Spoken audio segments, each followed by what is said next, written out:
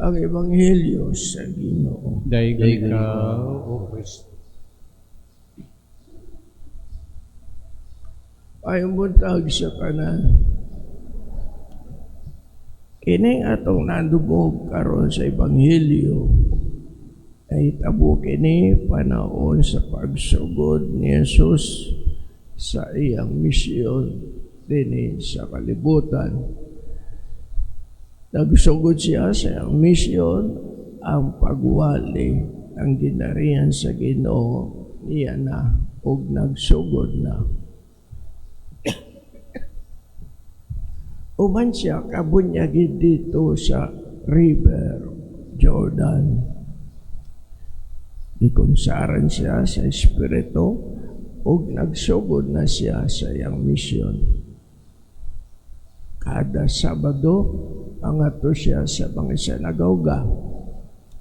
Ug sa unang higayon, dito niya kipahayag na siya kipadala sa amahan aron pagsangyaw sa maayong balita sa kabus, sa mga pinilanggo, sa mga giikawan sa ilang kaluwasan.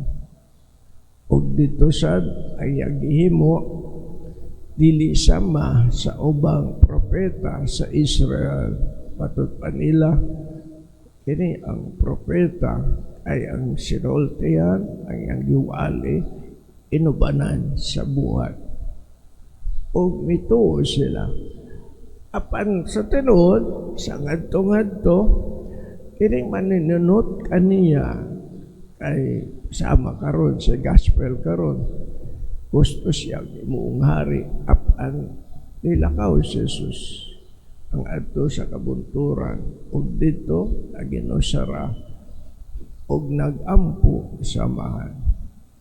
Ang mga tao na to panahona ay sama sa karong panahona. Ang ilang nakita mawala ang nakadani nila nganong gusto silang si Jesus ang ilang buhaton na hari. Kaya nga naman, kung si Jesus ang ilang hari, di na sila mo trabaho. Free meal. Ay pamahaw, libreng paniyodto, libreng paniapon. Libre tanan. No? Apan, ato pa ni Jesus, dili maura na ang tuyo sa iyang paghani. Ang ani siya, aron isangyaw ang maayong balita. Sa atong bahin, nakatungkol ta sa maayong balita. Bisa kagapon ako ng story. Isugdan kapon na nakatungkol sa maayong balita. Pero sa diyag gibunyagan ta, wa man ta nakasabot. Except kung nabunyagan mo, dagko na mo gikan sa laing reliyon. Pero ato sa pagita, suma sa naitabo din sa Sugbo, ato 1984, Second Synod of Cebu, ang mga Cebuanos nabunyagan, no doubt about it. Pero was sila kasangyawan sa maayong balita. They are baptized but not evangelized. Sagot na. Igulang silang nakadawat sa sakramento sa bunyag. Dawatong kini, atong gamay pa sila. Kung nareklamo sa ubang reliyon, kamong Katoliko, bunyagan ang bata. Anak gamay. Wa may buot. No? Tinood man na. Kasi may ingon ang bata, inana, butan na. Wag yun. Pero gibunyagan siya tungod sa teolohiya sa original sin. Tungod na ng original sin, ang bata na matao kung moni ang sa Diyos ini sa kalibutan, inigkatao sa bata, layo ka na sa Ginoo.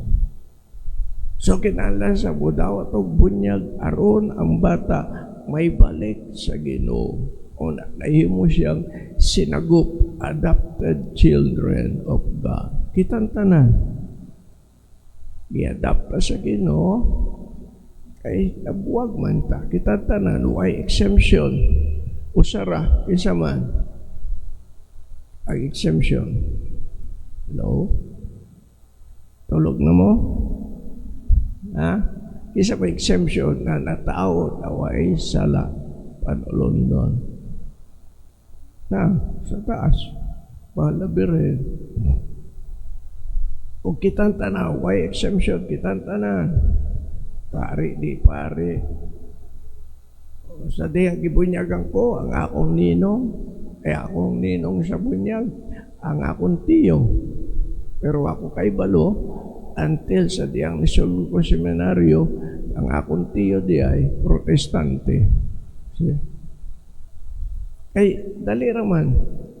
Kaya raman sa among balay, pagpabunyag, oy, aradong kuyog ka, ikaw ninong ni Efren. So, kamu, kisa mo yung ninong ninyo. Kaila pa mo sa inyong mga ninong. O sa may impluensya nila sa inyong kinabuhi. Ika nila nakakaton ba mong basic tenets sa atong pagtulunan? Sila bang nagtudlo ninyo sa mga basic prayers? Na anto karon sa ubang Katoliko, wang ani ka memorize sa nagatua ko sa confession last week, the other week, Semana Santa, sige, pag-adyo dito ang nagatua ko. Asa ka na, Father? Wa ka memorize? Wa, Father. Basta na-memorize din mo. Amahan na mo, Father. Amahan na mo. Kalam na mo. You see? We become Catholics without knowing it. What ay kalibutan, kamay tang bata. Oh. Pero supposed to be as we grow of age, at the age of reason. Sa una, ang age of reason, ibutang at the age of 7-year-old ang bata. 7-year-old, butan na ka. Supposed to be. Pero karon age of reason, butang sa age of 14. At the age of 7, ang bata kasama pa yun. Napataw sa school, kung private school, ay catechesis. Kung public school, wow. Never mind. But the parents, ang mga ginikanan, you are supposed to be the catechist of your children. Kamuunta ang magtudlo nila unsa ang pagpalambo ka ng relasyon to God. Pero kung ginikanan, way kalibutan, unsa itudlo sa mga anak? Nothing. Wag yun. Okay lang. Ang bata pagdako sa lawas. But we forgot, when Jesus was small, he got lost in the temple. Unsa ng age 12? When he went back with Mary and Joseph dito sa Nazareth, dito siya nakakaton. And the gospel said, he grew up in wisdom, kaalam. Masinugtaanon siya yung kinikanan. O gikaimutan siya sa mga tao. Karong panahon na, dapat ginikanan magtudlo sa ilang mga anak during free time. Kung exceptional. Kaya nga naman, busy na ang ginikanan karon. Sumagot. Di ba busy mo, no? Busy mo, Di nga di mo tingog, busy. Busy ka tog. Hello? Hello? Hello? Hello? I told you before, pag misa nga nita, ngari sa tubangan, pero napay na mga islang naglutaw-lutaw diya, Kunya, bato pa ni Father, ibang tingog, di klaro. Nabungol lang ani ko sa akong tingog. Di klaro. Kahit tuwa dito sa tumoy, naglingkod. la nya akong boses karon basta buntag pagaw akong boses kay nagpractice pa kung kanta gagabi. Pero muna siya kinsa sa atong ginikanan aware, kinsa sa atong mga ulitaw daga irigminyo mo ning buhaton ang kaminyoon dili lang bed labyog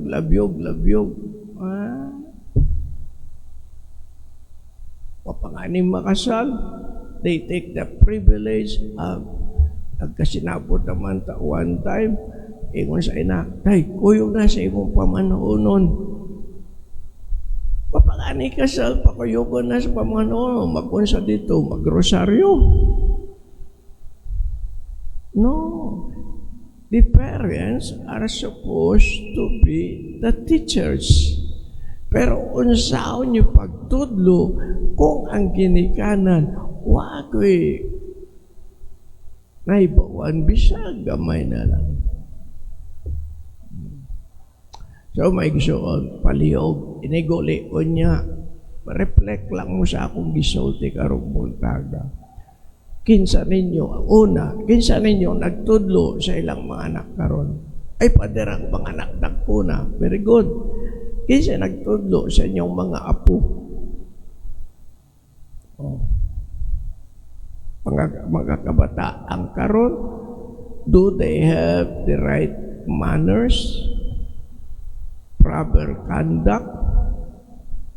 Kanang ilang pagsinina, adlaw Domingo, musulod sa simbahan, wow, sexy, pero mga BTS ay mga drawing, tattoo. Naitato sa likod, naitato sa baktan, naitato sa lapalapa. Ang ilong buta ang aryos, ang mga lalaki ay aryos, tulo-tulo. Sana, what kind of values are you teaching your children? Pero sa mga maayo, na may mga maayong ginikanan.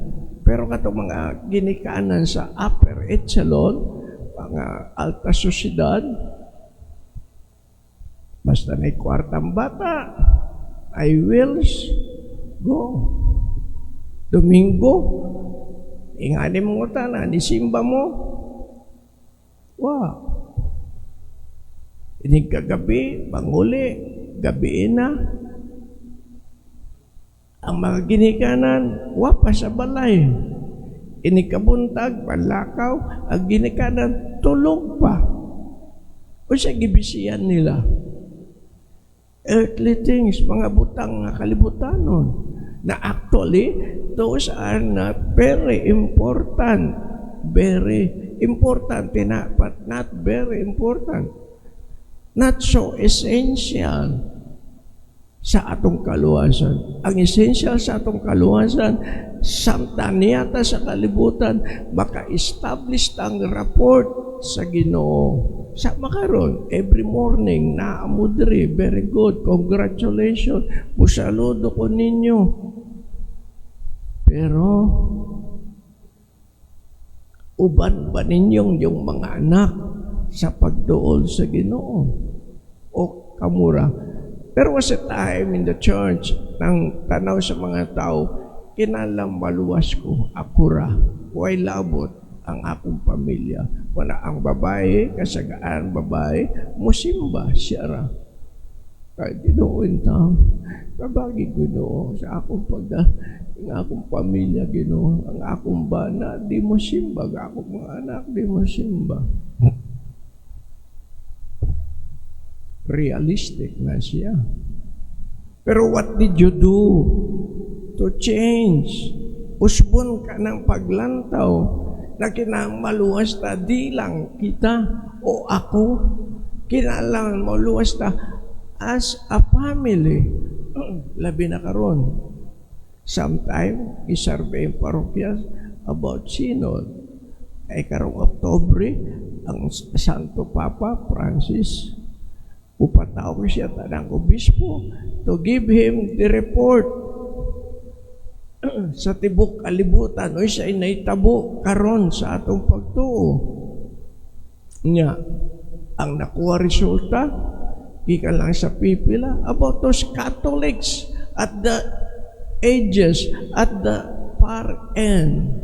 There is a parokya, kato mga di inimbaho diya, do they have the same.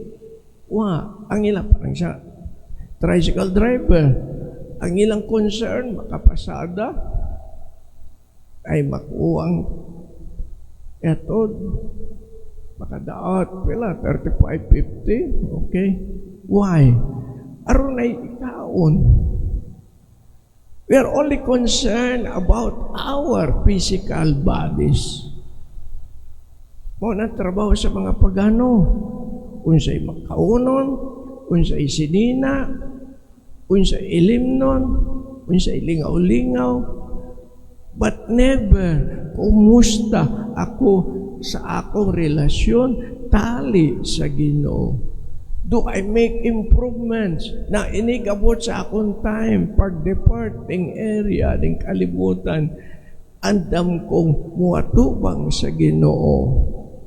Di kasagaran ay mutawag sikol, mga idaran masyakiton, di na makasulti. Kaya nga naman, wa man silang mulambo ng sakramento supposed to help us.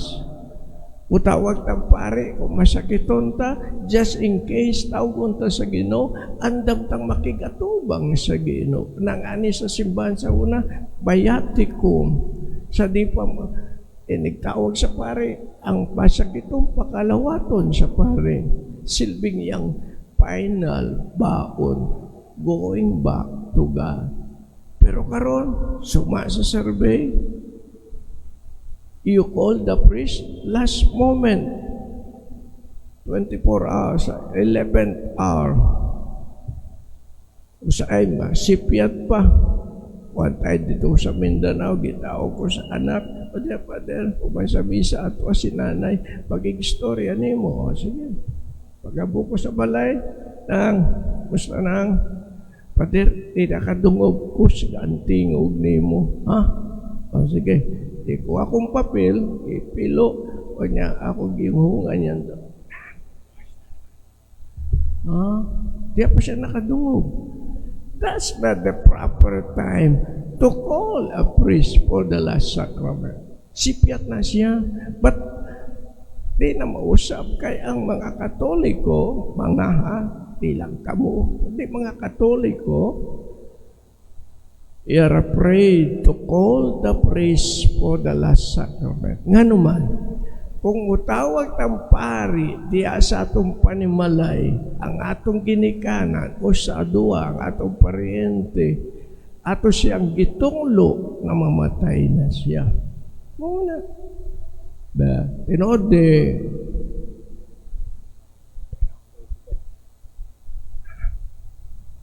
Tinode.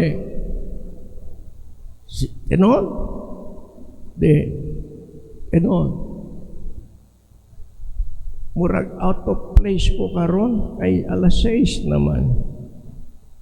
Sa oras ay nga office ninyo. Alas 6, paguli pa mo, taon pa mo.